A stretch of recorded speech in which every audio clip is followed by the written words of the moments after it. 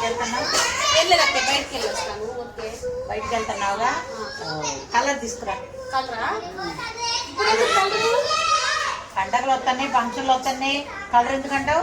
Colour తీసుకురా. కొత్త పండుగ ఉగాది ఉందిగా, తీసుకొస్తాను. సరే. 2 hours later. అబ్బబ్బబ్బబ్బబ్బా, ఏమి జనాలు. రంజాను ఉగాది ఒకేసారి అయ్యేసరికి షాపుల్లో ఆడుతున్నారు జనాలు. అయితే తెచ్చాను.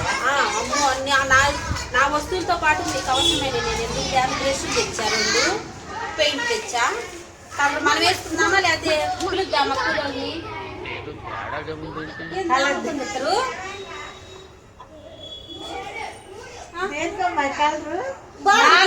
నాకు నెత్తికేసుకోడానిక